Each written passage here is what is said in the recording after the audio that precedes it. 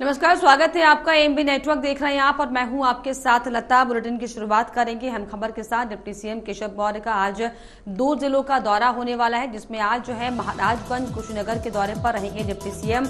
महाराजगंज जिले में social media volunteer सम्मेलन कार्यक्रम को संबोधित वो करेंगे। इसके अलावा दोपहर करीब 2 बजे कुशीनगर में आयोजित कार्यक्रम में जाएंगे। सोशल मीडिया वॉलंटियर सम्मेलन को भी संबोधित करने वाले हैं। तो ये बड़ी जानकारी आपको बता दें कि उत्तर प्रदेश के डिप्टी सीएम जो है आज 2 जिलों के दौरे पर रहने वाले हैं, जिसमें कार्यकर्ता सम्मेलन कार्यक्रम को वो संबोधित करने वाले हैं और 2 बजे करीब कुशीनगर में आयोजित कार्यक्रम में वो जाएंगे।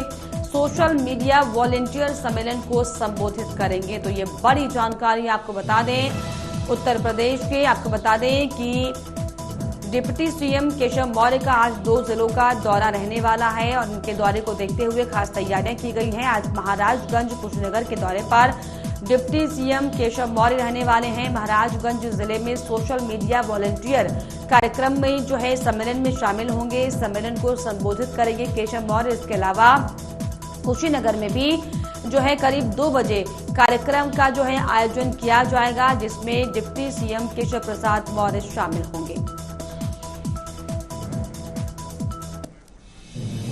और इस पर ज्यादा जानकारी के लिए मेरे सहयोगी सिद्धार्थ प्रताप सिंह मेरे साथ जुड़ गए। सिद्धार्थ, आज 2 जिलों के दौरे पर केशव प्रसाद मौर्य जो है रहने वाले हैं, वॉलंटियर कार्यक्रम को संबोधित वो करेंगे, क्या कुछ जानकारी? देखिए, बिल्कुल डिप्टी सीएम केशव प्रसाद मौर्य आज 2 जिलों के प्रवास पे रहेंगे। उसमें महाराजगंज कुशीनगर के दौरे पर रहेंगे। महाराजगंज जिले में सोशल मीडिया वॉलंटियर सम्मेलन में भाग लेंगे। सोशल मीडिया वॉलंटियर सम्मेलन में संबोधित करेंगे। दोपहर 2 बजे कुशीनगर में आयोजित कार्यक्रम में जाएंगे, वहाँ भी सोशल मीडिया के वॉलंटियर सम्मेलन को संबोधित करेंगे। देखिए लता, सबसे महत्वपूर्ण है, बीजेपी ये जानती है कि सोशल मीडिया कितना महत्वपूर्ण अंग है इस चुनाव में।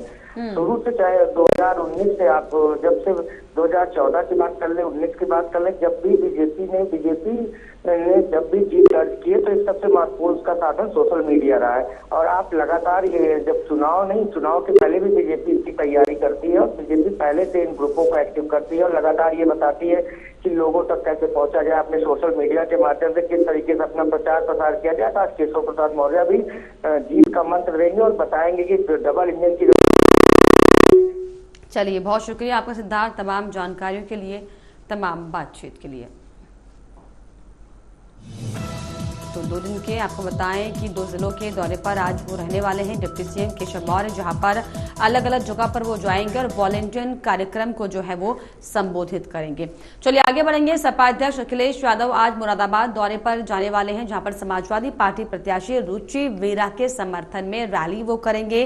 शहर के जीआईसी मैदान में ये रैली होगी। अखिलेश की रैली भारी संख्या में सपा कांग्रेस कार्यकर्ताओं के आने की इसमें उम्मीद जताई गई है। ये बड़ी जानकारी आपको बता दें, जिसमें सपा अध्यक्ष अखिलेश यादव का आज मुरादाबाद का दौरा रहने वाला है, जिसमें अपने बदले हुए प्रत्याशी रुचि वीरा के समर्थन में जो है वो रैली करने वाले हैं। शहर के जीआईसी मैदान में अखिलेश की रैली होने वाली है, जिसमें जो है गठबंधन सहयोगी दल के नेता यानी कि कांग्रेस कार्यकर्ताओं के भी आने की उम्मीद जताई जा रही है।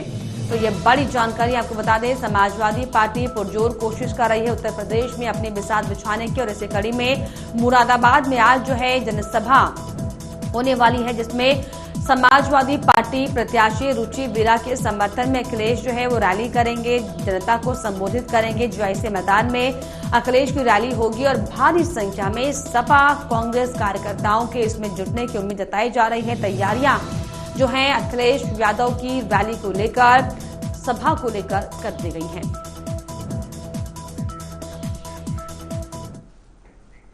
आगे बढ़ेंगे। मुख्यमंत्री योगी आदित्यनाथ का ताबड़तोड़ दौरा आज रहने वाला है, जिसमें टिहरी में जनसभा करेंगे सीएम योगी। उत्तराखंड के 3 लोकसभा क्षेत्रों को साधेंगे सीएम। केंद्रीय मंत्री स्मृति ईरानी भी इसमें मौजूद रहने वाली हैं। तो ये बड़ी जानकारी आपको बता दें, जिसमें जो है उत्तर प्रदेश के सीएम योगी आदित्यनाथ हालांकि उत्तराखंड के इन दिनों दौरे पर हैं। कल वो हल्द्वानी में रैली को संबोधित करते दिखाई पड़े थे। तो आज आपको बता दें कि गढ़वाल की सीट टिहरी, गढ़वाल में सीएम योगी पहुंचेंगे, जहां पर टिहरी की बीजेपी प्रत्याशी माला राज्य लक्ष्मी शाह के पक्ष में जो है जनता से वोट की अपील की जाएगी। आपको बता दें ताबड़तोड़ दौरा सीएम योगी का जो है आज का होने वाला है, क्योंकि टिहरी में जनसभा को संबोधित करेंगे और इससे उत्तराखंड के 3 लोकसभा क्षेत्रों को साधने का काम सीएम योगी की तरफ से किया जाना है।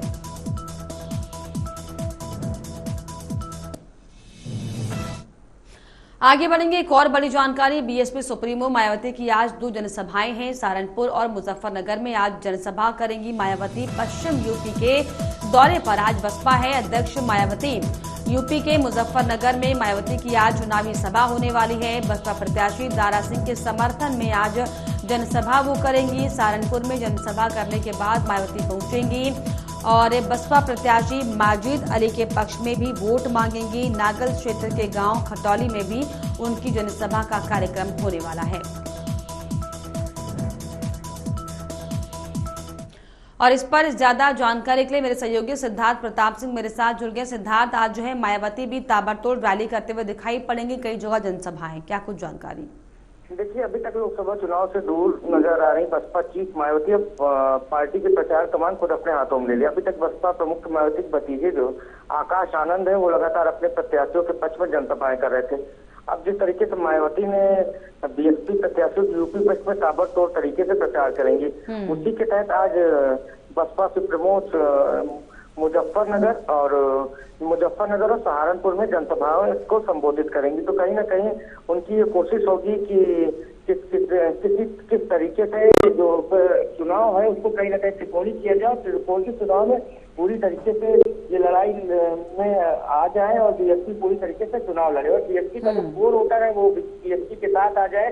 लेकिन अभी तक पूरी तरीके से मायावती चुनाव से दूर रही, लेकिन उनकी कोशिश ये है कि अपने प्रत्याशियों के पक्ष में मतदान, अपने प्रत्याशियों के पक्ष में वो आज अपील करेंगे कि ज्यादा से ज्यादा मतदान करें लोग और उनकी ताबड़तोड़ जनसभाएं लगी हैं। उसी के तहत सहारनपुर मुजफ्फरनगर में जनसभाओं को संबोधित करेंगी और जो बसपा प्रत्याशी है दारा सिंह उनके समर्थन में आज जनसभा करेंगी सहारनपुर में। उसके बाद फिर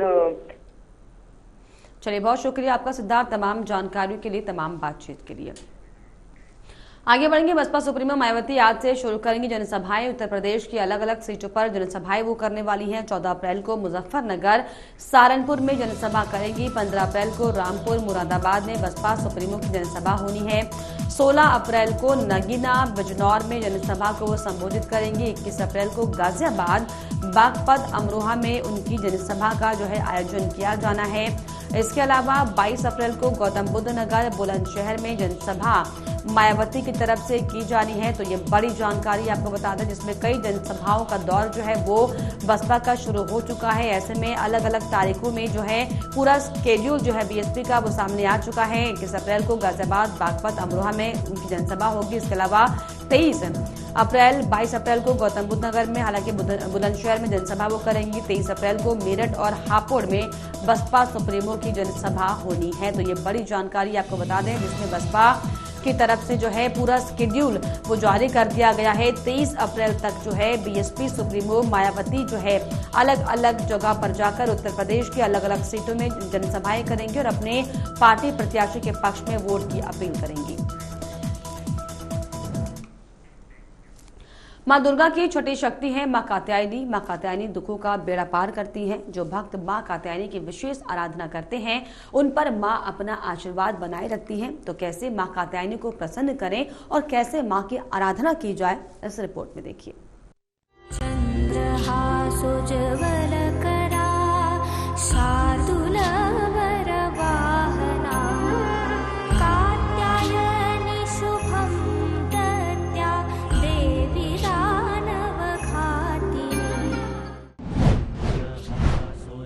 नौ दुर्गा का छठवां स्वरूप है मां कात्यायनी।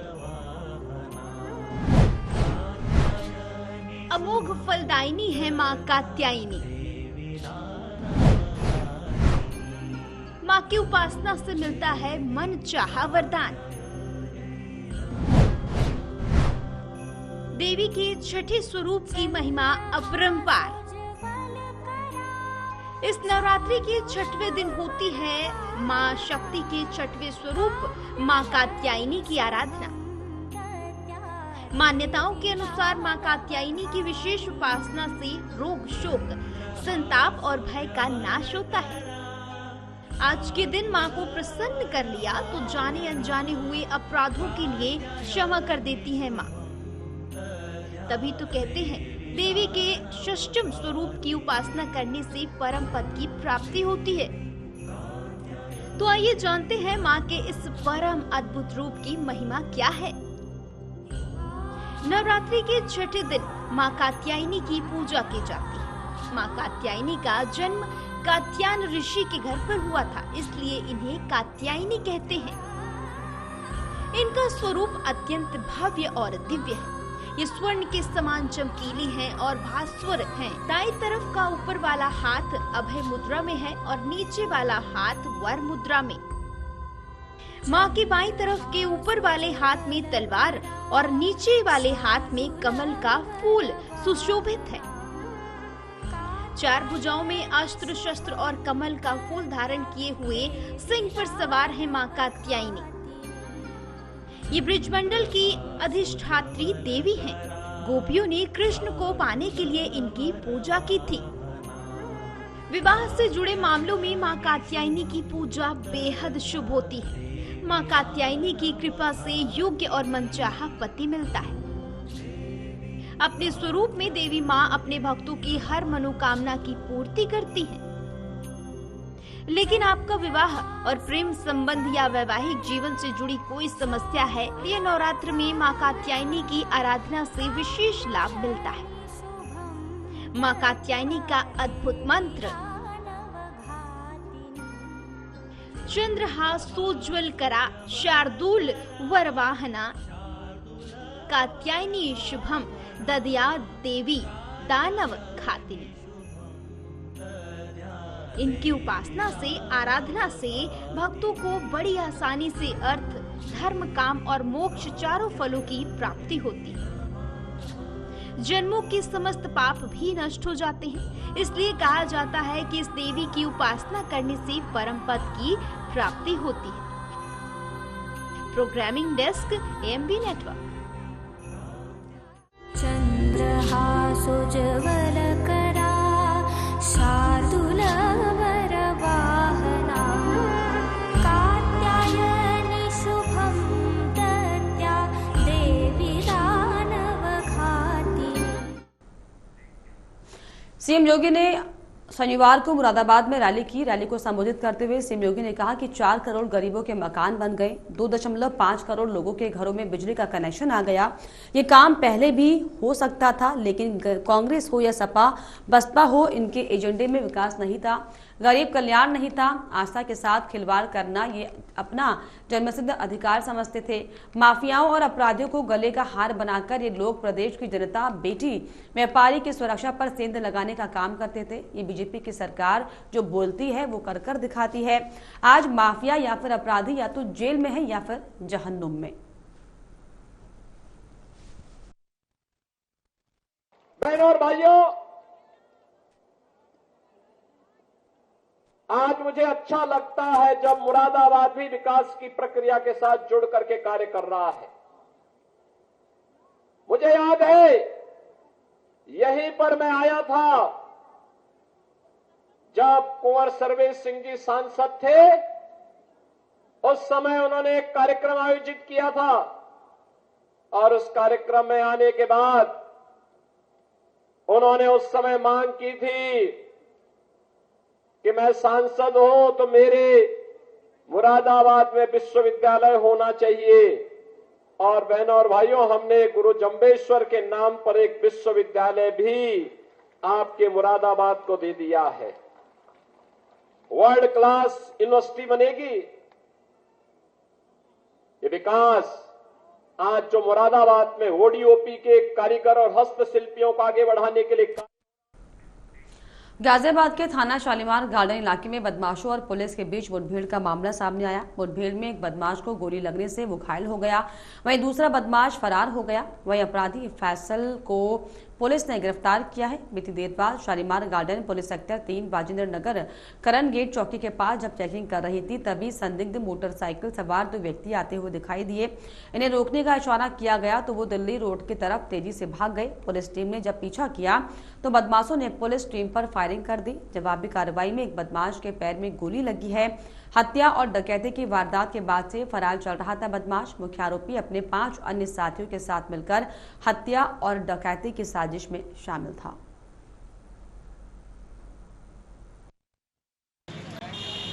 शालीमार गार्डन पुलिस द्वारा लूटपाट की घटनाओं पर रोकथाम हेतु सघन चेकिंग की जा रही थी। इस दौरान करण गेट क्षेत्र स्थित राजेंद्र नगर में चेकिंग के दौरान सामने से एक बाइक पर 2 व्यक्ति सवार तेजी से सेक्टर 3 राजेंद्र नगर की तरफ से आते हुए दिखाई दिए। पुलिस को देखकर वो तेजी से अपनी बाइक को दिल्ली रोड की तरफ उड़ाकर भागने का प्रयास करने लगे। संदेह होने पर पुलिस ने उनका पीछा किया। जल्दबाजी में वो फिसल कर गिर पड़े। उसमें से एक अभियुक्त ने जान से मारने की नीयत से पुलिस को फायरिंग कर दी और जिसके जवाब में आत्मरक्षा पुलिस ने जवाबी फायरिंग की है। एक अभियुक्त को दाहिने पैर में गोली लगी है तथा दूसरा अभियुक्त अंधेरे का फायदा उठाकर वहां से भागने में सफल हुआ है। पुलिस हिरासत में लेकर जब उससे पूछताछ की। आगरा में बदमाश और पुलिस के बीच देर रात मुठभेड़ हुई। मुठभेड़ में पकड़ा गया बदमाश डकैती और हत्या के मामले में फरार चल रहा था, जिसकी पुलिस को काफी दिनों से तलाश थी। पुलिस टीम लगातार फरार बदमाश की तलाश में जुटी हुई थी तो वहीं देर रात फरार बदमाश और पुलिस के बीच मुठभेड़ हो गई, जिसमें बदमाश के पैर में गोली लगी। पुलिस ने घायल बदमाश को इलाज के लिए अस्पताल में भर्ती कराया। आगरा के थाना हरि पर्वत क्षेत्र में केमिकल व्यापारी के यहाँ डकैती और हत्या की घटना को अंजाम दिया गया था।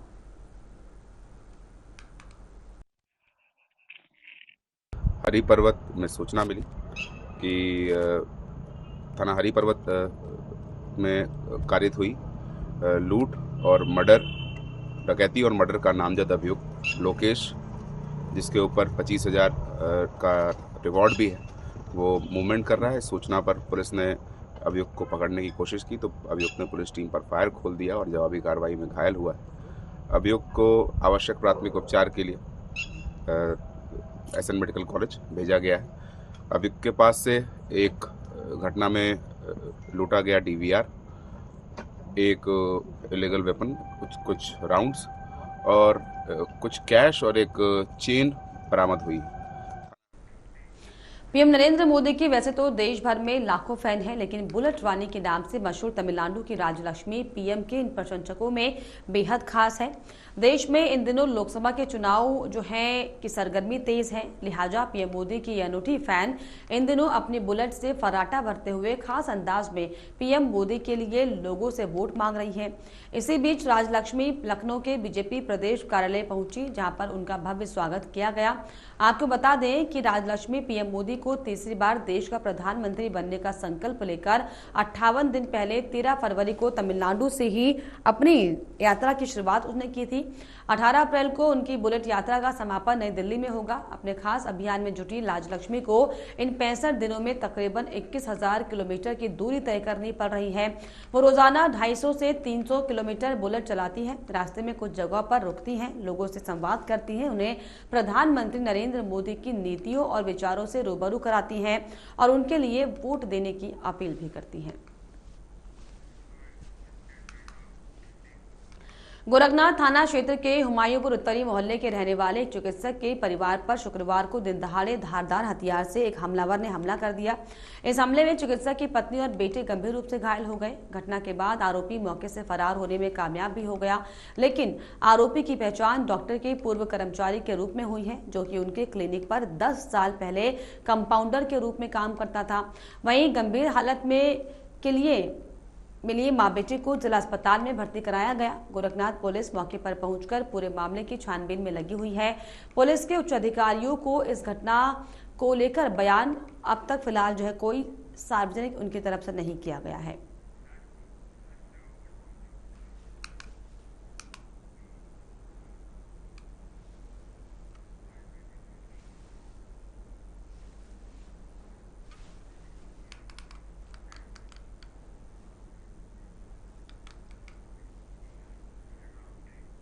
चाकू के लिए प्रसिद्ध उत्तर प्रदेश का रामपुर सियासी तौर पर आजम खान का क्षेत्र माना जाता है, लेकिन अब यह गढ़ आजम खान के हाथों से फिसल चुका है। तो वहीं बीजेपी ने इस बार रामपुर से घनश्याम सिंह लोधी को मैदान में उतारा। हमारे पॉलिटिकल एडिटर के किराड़ा ने उनसे एक्सक्लूसिव बातचीत की है, देखिए। रामपुर के मौजूदा सांसद और बीजेपी के प्रत्याशी घनश्याम लोधी जी हमारे साथ हैं। घनश्याम जी, स्वागत है आपका एएमपी नेटवर्क पर। चुनाव चल रहा है और 19 तारीख को पहला मतदान होना भी है, तो आपको क्या क्या समस्याएं नजर आती हैं कि आप अगर फिर से सांसद बनते हैं तो सबसे पहले आप किन पर काम करेंगे? देखिए, समस्या तो अभी बहुत सारी हैं, क्योंकि जनपद रामपुर कोई काम है ज़्यादा नहीं हो पाया था। जो भी अगर काम हुआ तो शहर जो सिटी है उसमें ही हो पाया था, लेकिन देहात में क्षेत्र में नहीं हो पाया था। तो बहुत सारी समस्या थी। बहुत सारे पुल अभी बन के तैयार हो गए, सड़कें बन रही हैं। बाकी सबसे बड़ी समस्या यहाँ पर स्वास्थ्य से संबंधित है, क्योंकि मेडिकल कॉलेज बहुत जरूरी है जनपद रामपुर का। और हमारे जो युवा हैं उन्हें आवश्यकता है उन्हें रोजगार की, तो उनके लिए भी रोजगार के लिए हम कोई ना कोई कोशिश करेंगे कि बहुत फैक्ट्रियां आज हमारे उत्तर प्रदेश में लग रही हैं। तो मान्यवर से मेरी बात हुई थी, माननीय मुख्यमंत्री से, तो उन्होंने भी आश्वासन दिया है कि चुनाव के बाद यहाँ किसी न किसी उद्योगपति को भेजा जाए। बिल्कुल, लेकिन जब हमारी लोगों से बात हुई तो उन्होंने कहा कि एक तो सड़कों के हालात बहुत ज़्यादा खराब हैं, यहाँ स्वास्थ्य व्यवस्था एकदम लचर है, और प्राइमरी अगर स्कूलों की बात की जाए तो उनकी हालत भी बेहतर नहीं है। तो उन पर आप ध्यान देंगे? नहीं, प्राइमरी स्कूल तो बहुत सुंदर है हमारे यहाँ, आपने देखा नहीं होगा, जाके देख लीजिए गाँव में। और हमारी सरकार ने बड़ा उस पर फोकस किया है। और बड़ा मेरे ख्याल से प्राइवेट स्कूल इतने अच्छे नहीं होंगे जितने हमारे सरकार प्राइमरी स्कूल। उनका कहना है कि शिक्षा की गुणवत्ता उतनी अच्छी नहीं है, टीचर उतना फोकस नहीं करते हैं काम को लेकर। नहीं, ऐसा तो कोई समस्या हमारे सामने नहीं आई है, ना कोई शिकायत इसमें की आई है। मैं भी गांव-गांव घूम रहा हूँ, किसी ने अभी कोई शिकायत ऐसी नहीं की है, ना टीचर की, ना कोई स्कूल की। लेकिन और भी बहुत समस्या है यहाँ पर, क्योंकि अभी सड़कें भी अभी बहुत सारे अभी काम होना बाकी रह गया, जो कि गाँव की सड़कें हैं, गाँव के जो रास्ते हैं, तो बहुत सारे जुड़ने से रह गए हैं गाँव हमारे। तो हम चाहते हैं उस पर भी काम हो। और जैसे हमारा नैनीताल का बॉर्डर है उत्तराखंड का, तो पर्यटन जब नैनीताल जाते हैं तो रामपुर होके जाते हैं हमारे। और तो रामपुर ऐतिहासिक नगरी है हमारी, क्योंकि बहुत सारी चीज़ें, कई शिव मंदिर हैं हमारे, राजा लाइब्रेरी है, तो कई चीज़ें हैं यहाँ पर। तो मैं चाहता हूँ ये पर्यटन स्थल के हिसाब से भी हमारा रामपुर बहुत खूबसूरत जिला है। और मैं पहले भी मैंने मांग की थी, सदन में मुद्दा उठाया था और माननीय मुख्यमंत्री जी को लिख के दिया था कि इसे पर्यटन स्थल घोषित किया जाए रामपुर को। थोड़ी सी चलते चलते बात करेंगे, है ना, क्योंकि लोगों का ये कहना है कि एक तो सड़कें छोटी बहुत हैं, नेड़ी हैं, और उनके विकास पर उतना फोकस नहीं हुआ है। आप भी 2022 से हैं, अब 24 आ चुका है कि 2 साल हो गए हैं। तो आखिर इसमें रफ्तार कब आएगी कि ताकि सड़कें चौड़ी भी हों और बेहतर भी बन जाए, गड्ढा मुक्त हो जाए? देखिए, सड़कें चौड़ी हो रही हैं। आपका शाहबाद से लेकर बाजपुर रोड जो है 7 मीटर का था, वो 10 मीटर में हो चुका है और उस पर काम शुरू लग गया है, क्योंकि 200 करोड़ का स्वीकृति अभी माननीय मुख्यमंत्री ने उसे दी है। और उसके खंभे उम्बे हटने शुरू हो गए और पेड़ कटने शुरू हो गए। मेरे ख्याल से 1 आध महीने में काम शुरू हो जाएगा उस पर। आयुष्मान कार्ड को लेकर लोगों की शिकायत ये थी कि आयुष्मान कार्ड बनवाने में बड़ी दिक्कतें आती हैं, और जो जिनको लाभ उसका मिलना चाहिए उनको ना मिलकर बाकी लोगों को मिलता है जो उसके पात्र भी नहीं है। देखिए, आयुष्मान कार्ड जो मानक के आधार पर बनाए जाते हैं, है ना, तो अब उसमें मानक में कोई लिस्ट है, उसमें तो 2-3 कॉलम है, तो उसमें अगर वो नहीं आता है तो वो नहीं बन पाता। लेकिन उस पर सरकार ध्यान देगी। अभी ज़्यादा पुरानी हमारी योजना नहीं है हमारी सरकार की, तो लेकिन जो कमियां हैं उसे दूर करने का काम करेंगे। मतलब ये कहना है कि चक्कर काटते काटते थक जाते हैं, लेकिन सुनवाई नहीं हो पाती, आयुष्मान कार्ड बनवाने में थक जाते हैं। नहीं, अब दिक्कत ये है ना कि उसमें लिस्ट में अगर नाम नहीं है उसका, किसी उसमें कॉलम में नहीं आता है वो उसका मानक के आधार पर, तो उसे दिक्कत तो आती। गरीब है लेकिन वो दिक्कत आ रही है। कुछ बहुत सारे इसमें के छोटे हैं, लेकिन उनका सर्वे करा के कोई दोबारा से हम उसको मानक में लाकर और उनका आयुष्मान कार्ड बनवाने का काम करेंगे। एक और बड़ा अहम सवाल है कि मैं जब नोएडा से चला तो उसके बाद मेरठ, बिजनौर, नगीना, फिर मैं बरेली, पीलीभीत भी होकर आया, अब रामपुर पहुंचा हूं। तो एक कॉमन समस्या सबसे ज्यादा जो किसानों ने रखी वो रखी कि आवारा पशुओं से किसान सबसे ज्यादा परेशान है। तो सरकार इसके लिए क्या कर रही है? और गौशाला बनाने की बात तो की गई, लेकिन गौशाला है नहीं, या जो उसकी देखरेख करते हैं वो लोग अच्छे से काम नहीं कर रहे हैं। गाय अभी भी खुली घूम रही हैं, तो उसको लेकर सबसे ज्यादा परेशानी किसानों ने कही। देखिए, समस्या है, ऐसा नहीं है, समस्या तो है पूरे जनपद रामपुर में नहीं और दूसरे जिलों में भी है। लेकिन हमारे यहाँ मेरे ख्याल से अभी 5 गौशाला नई बनी है इसी वर्ष में 2023-24 में। और उनका रख रखाव भी फर्स्ट क्लास हो रहा है। 2-4 का तो उद्घाटन मैंने ही किया, तो कोई दिक्कत यहाँ पे ज़्यादा नहीं है। लेकिन समस्या है क्योंकि समस्या हम लोग ही पैदा कर देते हैं। जैसे कोई हमारा जानवर हम पाल रहे हैं, अगर वो दूध नहीं देना बंद कर देती है गाय या कोई बछड़ा, तो उसे सड़क पर छोड़ देते हैं, तो समस्या वो पैदा हो जाती है। किसानों ने ये भी कहा कि हम गौशाला में देखकर भी आए, तो अगर हम शाम को देकर आए हैं तो पता लगा सुबह तक उन्होंने ही गाय छोड़ दी है। नहीं, देखिए हर चीज़ की कैपेसिटी होती है। मान लो 100 गायों की एक रखने की क्षमता है उसका गाय, उसमें अगर 500 छोड़ दी जाए तो बड़ी दिक्कत आएगी फिर। तो ऐसे ही थोड़ा अब एकदम जैसे मान लो कोई दूध दे रहा है, कोई गाय दूध दे रही है ना, उसका बछड़ा है, तो लोग ये करते हैं कि अगर वो जैसे दूध देना बंद कर देती है तो उसे रस्सी काट दी और रास्ते में छोड़ दी, तो वो समस्या उत्पन्न हो जाती है। बिल्कुल। एक और इसी की समस्या ये थी कि सरकार ने कहा कि अगर आप गाय पालते हैं या उन गाय को रखते हो तो उनके रखरखाव के लिए 50 रुपए दिए जा रहे हैं, तो क्या एक गाय के लिए 50 रुपए पर्याप्त है? ये किसानों का सवाल रहा। नहीं, कम है थोड़ा, लेकिन उसका अगर मान लो गाय अगर पालता है तो उसका अगर वो दूध दे रही है तो उसका भी वो यूज करता है, और गाय के पालने के लिए पैसे मिलते हैं, तो है ना, दोनों दो तरह के फायदे उसके होते हैं।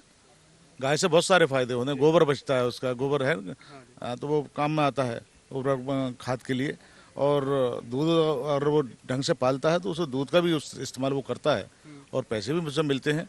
लेकिन हर आदमी इसमें अगर लग जाए, सब लोग पालने लगे, तो ये समस्या खत्म हो जाएगी। एक और बीजेपी प्रत्याशी को लेकर, सिर्फ आपकी नहीं, मैं सभी की बात कर रहा हूं, जो लोगों ने कॉमन समस्या मुझे बताई वो ये कही कि ऐसा लगता है कि प्रत्याशी सिर्फ मोदी जी के चेहरे पर लेकर बैठ गए हैं कि अगर मोदी जी हैं तो हम जीत ही जाएंगे, तो चुनाव प्रचार के लिए नहीं निकल रहे हैं, या जो विधायक सांसद बन जाते हैं वो जनता के बीच में नहीं आ रहे हैं समस्या सुनने के लिए। ये तो रामपुर में सुनने को मिली कोई बात, समस्या ऐसी हुई नहीं, रामपुर की जनता से तो मैं आपके बाद बात करूंगा जाकर। तो रामपुर की समस्या नहीं मिलेगी आपको, क्योंकि 2 साल से मैं बना हूँ और 2 साल से लगभग जनता के बीच में रहा हूँ। मैं कहीं ना घूमने गया हूँ ना दिल्ली गया हूँ। दिल्ली जब सदन चलता है तभी जाता हूँ, कभी अपने व्यक्तिगत रूप से जब वैसे नहीं रुका मैं। जब काम होता है, मीटिंग होती है तब जाता हूँ, या सदन चलता है तब जाता हूँ। बाकी 24 घंटे जनता के बीच में रहकर जनता की सेवा की है, और जनपद रामपुर का हर गाँव मैंने इन 2 सालों में घूम लिया है। उसी का लाभ अब मिल रहा है। देख रहा हूँ कि आज ढूंढे सर विपक्ष को प्रत्याशी नहीं मिले आज की तारीख में। लेकिन विपक्ष का ये कहना है कि उन्हीं की पार्टी से तोड़ कर बीजेपी प्रत्याशी बना रही है, क्योंकि बीजेपी के पास प्रत्याशी नहीं है। नहीं, कौन बना दिया बताइए? कोई नहीं बनाया। अब भाजपा तो बहुत बड़ी पार्टी है, बहुत बड़ा दल है, क्योंकि सबसे इस देश की नहीं पूरे विश्व की सबसे बड़ी पार्टी भाजपा है आज की तारीख में। तो जो अच्छे लोग हैं उनका स्वागत है, आना चाहें तो आए, उनको हमारे कोई पाबंदी नहीं है कि हमारी तो कार्यकर्ताओं की पार्टी है और कार्यकर्ताओं के हिसाब से पार्टी चलती है हमारी। बिल्कुल, मैं थोड़ा सा चुनावी समीकरण पर बात करूंगा। लगभग और इसी के साथ इस बुलेटिन में फिलहाल इतना ही। देश और दुनिया के तमाम खबरों के लिए आप देखते रहिए एमवी नेटवर्क। नमस्कार।